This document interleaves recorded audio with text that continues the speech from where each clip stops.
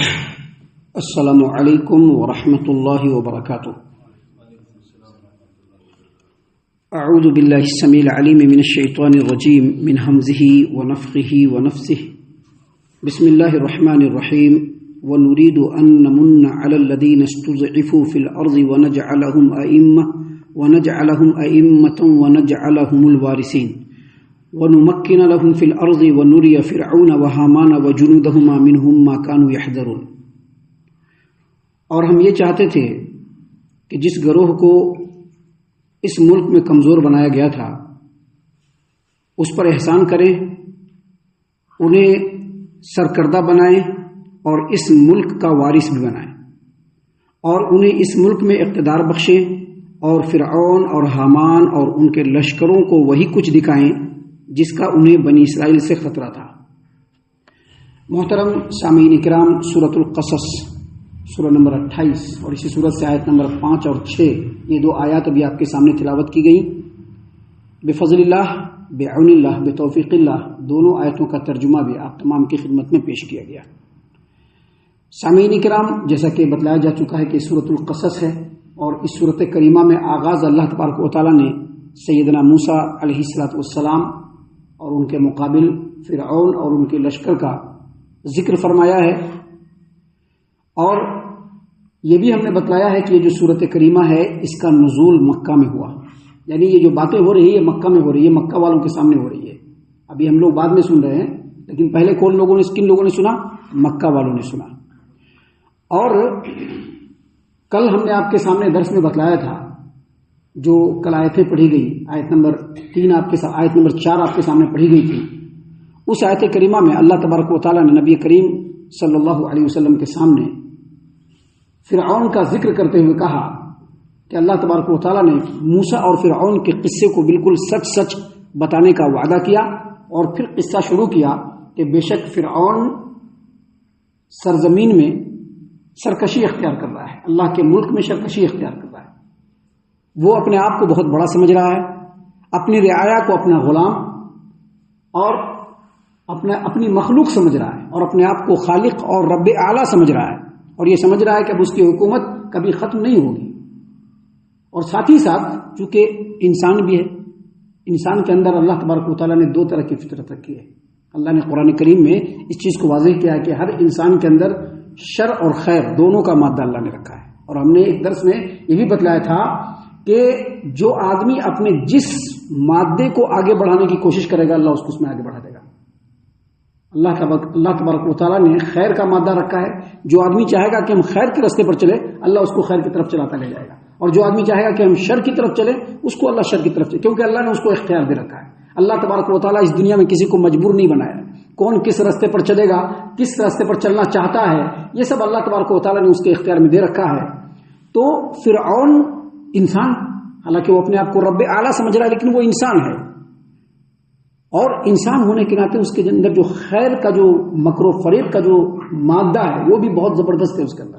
اس نے اپنے حکومت کو باقی رکھنے کے لیے، مضبوط رکھنے کے لیے اور مضبوط بنائے رکھنے کے لیے اپنے ملک کے اندر ایک پالیسی اس نے لاگو کیا۔ اور پالیسی کیا لاگو کیا؟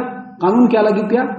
قانون یہ لاگو کیا کہ ہمارے ملک میں 2 طرح کے، ایک سٹیزن 1 اور دوسرا سیکنڈ سٹیزن 2۔ جیسا کہ آج کے ڈیٹ میں بھی بہت سارے حکومت کے لوگ اس طرح سے کرنے کی کوشش کرتے ہیں۔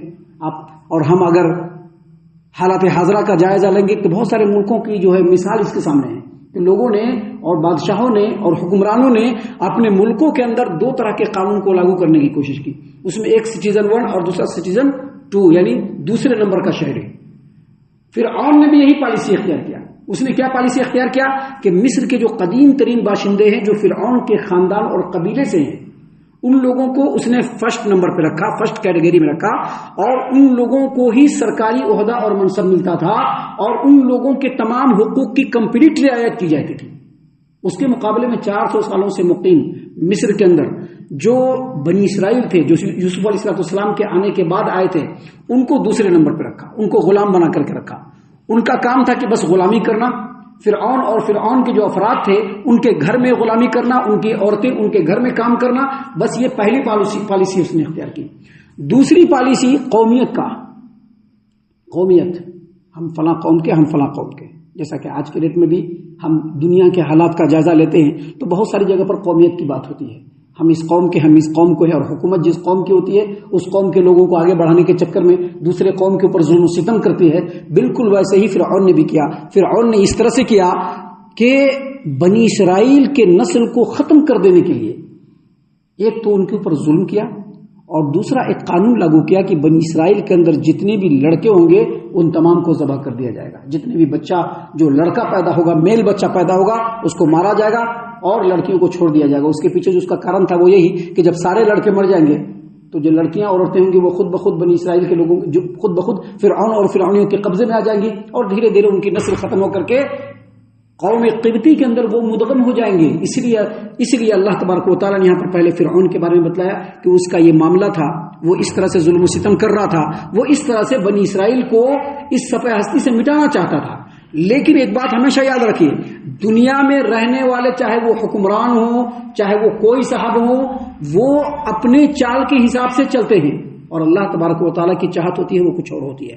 اللہ تعالیٰ نے قرآن کریم میں فرمایا وَمَا تَشَاءُونَ إِلَّا أَن يَشَاءَ اللَّهُ رَبُّ الْعَالَمِينَ، تمہارے چاہنے سے کچھ نہیں ہوتا، جو رب العالمین چاہتا ہے وہ ہوتا ہے. اللہ تعالیٰ نے قرآن کریم میں یہ بھی کہا وَمَكَرُوا وَمَكَرَ اللَّهُ وَاللَّهُ خَيْرُ الْمَاكِرِينَ، لوگ بھی چال چلتے ہیں اور اللہ تبارک و تعالیٰ بھی تدبیر کرتا ہے، لیکن اللہ تبارک و تعالیٰ کی تدبیر جو ہوتی ہے وہ سارے تدبیروں کے اوپر بھاری ہوتی ہے. تو یہاں پر بھی وہی ہوا. اللہ تبارک و تعالیٰ نے یہاں پر فرمایا وَنُرِيدُ أَن نَّمُنَّ عَلَى الَّذِينَ اسْتُضْعِفُوا فِي الْأَرْضِ، اور ہم چاہتے تھے کہ جس گروہ کو ملک میں کمزور بنایا گیا ہے ان کے اوپر ہم احسان کریں. وَنَجْعَلَهُمْ أَئِمَّةً، اور ان کو رہنما بنائیں.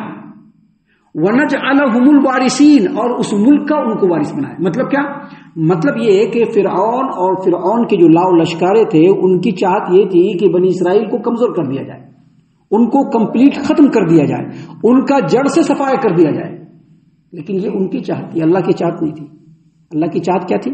بنی اسرائیل کو بڑھایا جائے، جن لوگوں کے اوپر ظلم ہو رہا ہے ان کو نجات دلوایا جائے، جو ظالم ہیں ان کا مکمل صفایا کیا جائے. اور یہ اللہ کی سنت جائے. یاد رکھے گا اللہ تبارک و تعالیٰ ظلم کو پسند نہیں کرتا ہے. اللہ تبارک و تعالیٰ ظالم نہیں ہے. اللہ تبارک و تعالیٰ ظلم کو پسند نہیں کرتا ہے. اور جو بھی قوم اس روئے زمین پر ظلم و ستم کا رستہ اختیار کرتی ہے، جب ان کے پاپ کا گھڑا بھر جاتا ہے تو اللہ تعالیٰ اس کو اس روئے زمین سے مٹا دیتا ہے. اس روئے زمین سے ایسے ناپاک وجود کو اللہ تبارک و تعالیٰ بالکل ختم کر دیتا ہے. اللہ تبارک و تعالیٰ کی چاہت یہی تھی کہ جو مظلوم ہے ان کو بچایا جائے، ان کو نجات دیا جائے، ان کو سرخرو کیا جائے. جو ظالم ہے ان کو جڑ سے ختم کر دیا جائے، اور جو مظلوم ہے جن کے اوپر ظلم و ستم ہو رہا ہے یعنی بنی اسرائیل، نہ صرف یہ کہ ان کو بچایا جائے بلکہ ان کو رہنما بنایا جائے، ان کے سر کے اوپر دین کی سرداری کا تاج رکھا جائے، اور جس ملک میں ان کے اوپر ظلم ہو رہا ہے اس ملک کا بھی ان کو وارث بنا جائے، یعنی مصر کا. سامعین کرام، اللہ تبارک و تعالیٰ نے اسی بات کو یہاں پر بیان فرمایا کہ ہماری چاہت یہ تھی کہ اس ملک میں جن کو کمزور بنایا جا رہا ہے ان پر ہم احسان کریں. اور اللہ نے احسان کیا بنی اسرائیل کے اوپر. اللہ نے بنی اسرائیل کے اوپر احسان کیا. وَنَجْعَلَهُمْ أَئِمَّةً، اور ان کو دین کے اعتبار سے رہنما بنایا جائے. آج امت محمد اس روئے زمین پر دین کے اعتبار سے رہنما ہے نا. لیکن جب یہ امت نہیں تھی تو بنی اسرائیل ہی اس روئے زمین پر تمام لوگوں کے لیے دین کے رہنما تھے. تمام لوگوں کے لیے دین کے رہنما تھا. ہم نے بتلایا تھا جمعہ کے خطبے میں. آج بھی اگر آپ گوگل سرچ کریں گے تو 100 ایسے لوگ جنہوں نے لوگوں کے اوپر زبردست پربھاؤ ڈالا، اس میں سب سے نمبر 1 پر کون ہے؟